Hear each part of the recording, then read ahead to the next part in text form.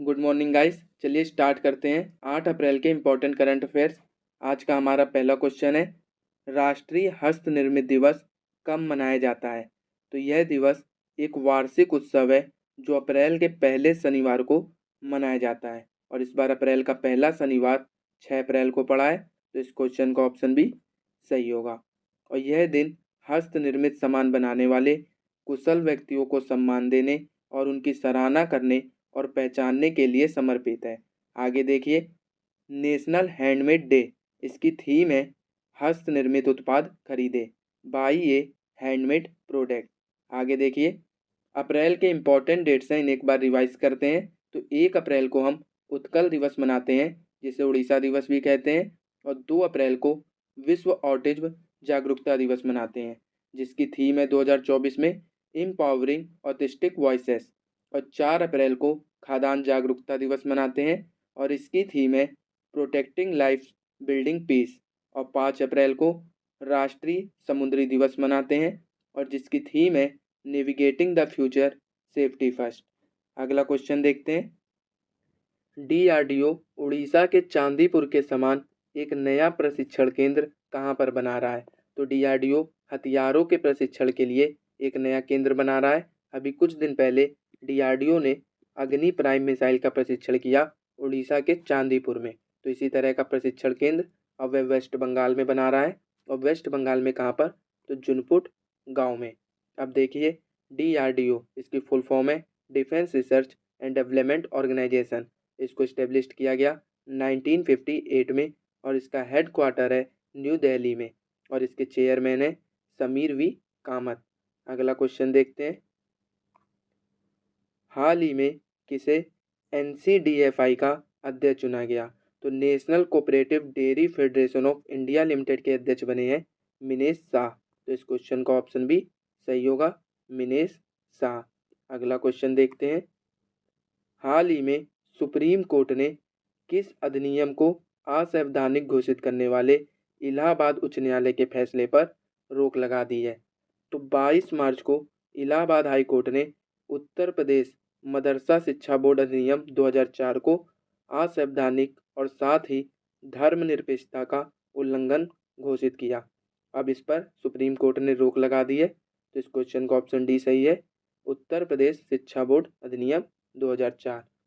अब उत्तर प्रदेश में टोटल मदरसों की संख्या कितनी है? तो 16,000 से अधिक, जिसे राज्य मान्यता प्राप्त है। अगला क्वेश्चन देखते हैं, हाल ही में जारी बिजनेस इन्वायरमेंट रैंकिंग 2024 में भारत कौन से स्थान पर है? तो बिजनेस इन्वायरमेंट रैंकिंग 2024 में भारत 51 नंबर पर है और पहले नंबर पर कौन है? सिंगापुर, जो कि पिछले 16 साल से लगातार पहले नंबर पर आ रहा है। दूसरे नंबर पर डेनमार्क, तीसरे नंबर पर यूएस है। अब इस रिपोर्ट को किसने जारी किया है? तो इन्वायरमेंट इंटेलिजेंस यूनिट ने। आगे देखिए, आपको इम्पोर्टेंट इंडेक्स और रैंकिंग रिवाइज कराता हूँ तो ध्यान से सुनिएगा। करप्शन परसेप्शन इंडेक्स 2023, इसमें इंडिया की रैंक है 93 और पहले नंबर पर डेनमार्क, और इस रिपोर्ट को जारी किया है ट्रांसपेरेंसी इंटरनेशनल ने। और स्वच्छ सर्वेक्षण 2023 में 2 शहर इंदौर और सूरत हैं। अगर 1 लाख से कम आबादी में पूछे तो महाराष्ट्र का शाश्वत। और सबसे स्वच्छ छावनी बोर्ड महू छावनी बोर्ड, और राज्यों में सबसे स्वच्छ महाराष्ट्र है। सबसे स्वच्छ गंगा शहर वाराणसी और प्रयागराज, और सफाई मित्र शहर चंडीगढ़। अब देखिए, हिम तेंदुआ रिपोर्ट 2023, ये मोस्ट इम्पॉर्टेंट है। ये रिपोर्ट पहली बार जारी की गई है इसलिए मोस्ट इम्पॉर्टेंट है। इसमें बताया गया है स्नो लेपर्ड की संख्या कितनी है? तो 718 है और मैक्सिमम कहाँ पर है? लद्दाख में 477 और मिनिमम है जम्मू कश्मीर में 9।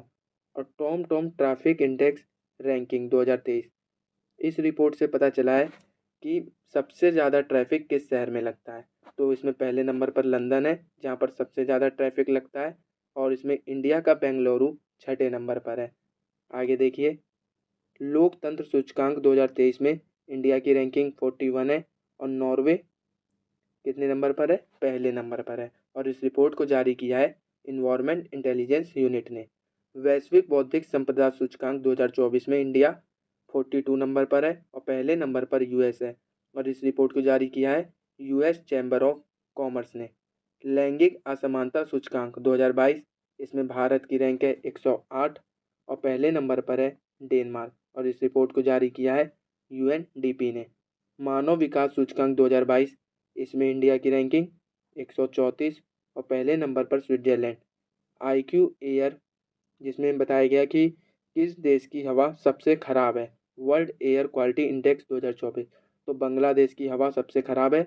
अगर पूछे किस देश की राजधानी की सबसे हवा खराब है, तो ये है दिल्ली। और दुनिया का सबसे प्रदूषित महानगर बेगूसराय, बिहार का। वर्ल्ड हैप्पीनेस रिपोर्ट, इसमें इंडिया 126 नंबर पर है और फिनलैंड कितने नंबर पर, पहले नंबर पर। Global fire power index 4th number पर है इंडिया और टॉप पर है यूएस। फोर्ब्स ने गोल्ड रिजर्व की लिस्ट निकाली है कि किस देश के पास सबसे ज़्यादा गोल्ड रिजर्व है, तो इसमें टॉप पर है यूएस और इंडिया इस पर 9 नंबर पर है। बिजनेस इन्वायरमेंट रैंकिंग, जो अभी आपको क्वेश्चन कराया मैंने। अगला क्वेश्चन देखते हैं। हाल ही में किसे दिल्ली में वनों की सुरक्षा से संबंधित समिति का अध्यक्ष नियुक्त किया गया है? तो वनों की सुरक्षा से संबंधित समिति का अध्यक्ष बनाया गया है नजमी वजीरी को। इस क्वेश्चन का ऑप्शन बी सही होगा। अगला क्वेश्चन देखते हैं। हाल ही में कहाँ तटीय सुरक्षा अभ्यास सागर कवच आयोजित किया गया? तो ये सुरक्षा अभ्यास सागर कवच आयोजित किया गया है लक्षद्वीप में। तो इस क्वेश्चन का ऑप्शन बी सही होगा। अगला क्वेश्चन देखते हैं। हाल ही में किसे HICSA 2024 में लाइफ टाइम अचीवमेंट से सम्मानित किया गया है? तो HICSA 2024 hotel investment conference south Asia 2024 में लाइफ टाइम अचीवमेंट से सम्मानित किया गया कपिल भाटिया को। अब देखिए, FISME federation of Indian micro and small and medium enterprises, इसके नए अध्यक्ष बने हैं संदीप जैन। और शेफाली सरन ने प्रेस इंफॉर्मेशन ब्यूरो के प्रधान महानिदेशक के रूप में कार्यभार संभाला है। जॉय श्रीदास वर्मा ने फिक्की महिला संगठन के अध्यक्ष का पदभार संभाला है। और ऑटोमेटिव टायर मैन्युफैक्चर एसोसिएशन के नए अध्यक्ष बने हैं अर्नब बनर्जी। और FIH एथलीट समिति के सह अध्यक्ष PR श्रीजेश बने हैं। ये कौन है? तो ये इंडियन हॉकी में गोलकीपर हैं। अगला क्वेश्चन देखते हैं। हाल ही में कहाँ के हवाई अड्डे पर डिजी यात्रा प्रणाली का उद्घाटन किया गया? तो इस डिजी यात्रा प्रणाली का उद्घाटन गोवा में किया गया है। अब देखिए, इंडिया एनर्जी वीक 2024 का आयोजन कहाँ हुआ? गोवा में। गोवा में 10वीं शताब्दी का कदम शिलालेख मिला है। गोवा के काजू को GI टैग मिला है। और गोवा के मुख्यमंत्री ने स्वयं फूड बाजार लॉन्च किया है। और गोवा के मुख्यमंत्री कौन है? तो प्रमोद सावंत। भारत का पहला लाइट हाउस उत्सव कहाँ हुआ? गोवा में। और गोवा सरकार ने अपने सरकारी अस्पतालों में IVF ट्रीटमेंट फ्री किया है। अगला क्वेश्चन देखते हैं। अप्रैल 2024 में जैव विविधता पर कन्वेंशन के 8वें कार्यकारी सचिव के रूप में किसे नियुक्त किया गया है?